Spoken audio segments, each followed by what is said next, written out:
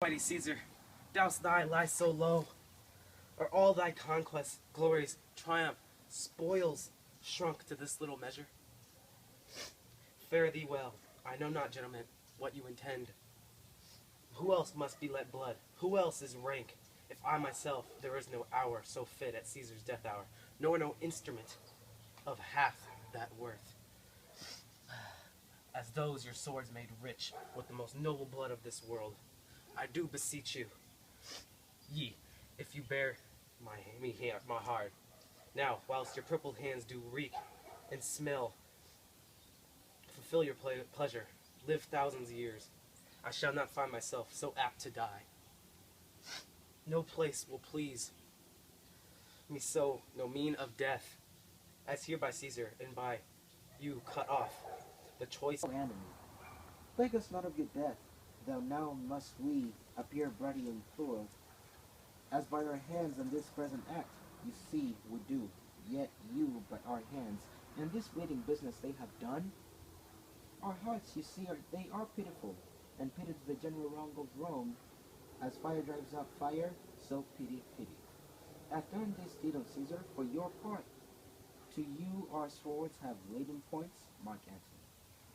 Our arms in the strength of malice, and our hearts of brother's temper, do receive you in with all kind love, good thoughts, and reverence.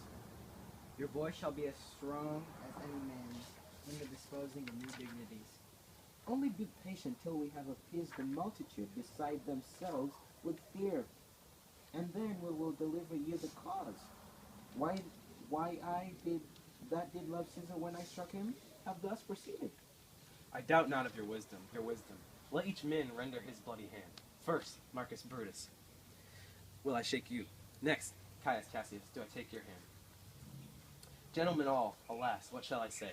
My credit now stands on such slippery ground that one of two bad ways you must concite me. Either a coward or a flatterer. That I did love these Caesar, 'tis true. If then thy spirit look upon us now, shall it not grieve thee dearer than thy death? To see thy Antony making his peace, shaking the bloody fingers of thy foes. Most noble in the presence, of course, had I as many eyes as thou hast wounds, weeping as fast as they stream forth thy blood, it would become me better than to close in terms of friendship with thy enemies. Pardon me, Julius. Here wast thou bathed, brave heart. Here didst thou fall, and here thy hunters stand. Signed in thy spoil, and crimsoned in they left. O world, thou wast the forest to this heart, and this, indeed, O world, the heart of thee, now like a deer, struck by many princes, dost thou lie here. And me, Caius Cassius, the enemies of Caesar shall say this. Then, in a friend, it's cold modesty. I blame you not for praising Caesar. So, but what compact mean you hath with us? You will be pricked in number of our friends, or shall we on and not depend on you? Therefore I took your hands, but was, indeed, swayed from the point, by looking down on Caesar. Friends am I with you all, and love you all. Upon this hope that you shall give me reasons why and where in Cassius Caesar was dangerous. Or else where in this savage a spectacle? Our reasons are so full of good regard that were you, Antony, the son of Caesar, you shall be satisfied. That's all I seek, and I am moreover suitor that I may produce his body to the marketplace, and in the pulpit, as become a friend, speak in order at his funeral.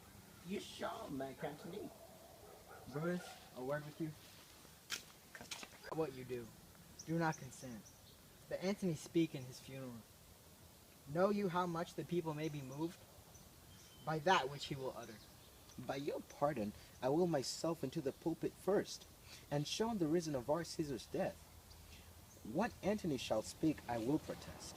He speaks by leave and by permission, and that contented Caesar shall have all rights and lawful ceremonies. It shall advantage us more than do us wrong. Mark Antony, here, take you Caesar's body. You shall not blame us in your funeral speech, but speak all good you can devise of Caesar. And say you doth by our permission, else shall you have any hand at all. About his funeral, and you shall speak in the same pulpit where I am going to, after my speech is ended. Be it so, I do desire no more. Prepare the body then, and follow us.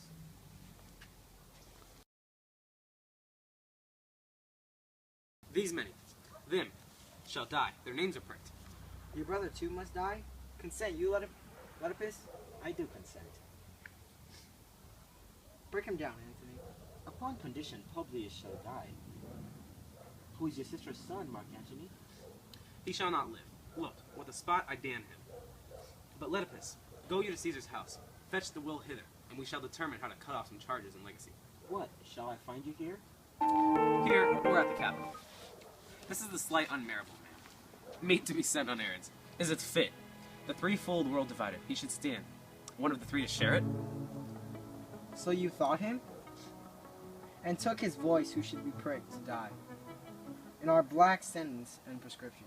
Octavius, I have seen more days than you, and though we lay these honors on this man, to ease ourselves of divers, slenderest loads, he shall but bear them as the ass bears gold, to groan and sweat under the business, either led or driven, as we point the way, and having brought our treasure where we will. Then take we down his load, and turn him off, like to an empty ass, to share his ears and graze in commons. You may do your will, but he's tried and valiant soldier. So is my horse, Octavius, and for that I do disappoint him, store of provender. It is a creature that I teach to fight, to win, to stop, to run directly on, his corporal motion, governed by my spirit, and in some tastes is Letipus but so. He must be taught and trained, and bid go forth. A barren-spirited fellow, one that feeds an object, forts and imitations, which, out of use, and stated by other men, begin his fashion. Do not talk of him, but as property. And now, Octavius, listen, great things. Brutus and Cassius are levying powders. We must straight make head. Therefore, let our alliance be combined, our best friends make our means stretched, and let us presently go sit in council. How convert matters may be thus disclosed, and open perils surest answered. Jot. Let us do so, for we are at the stake, and bait about with many enemies, and some that smile have in their hearts, I fear, millions of mischiefs.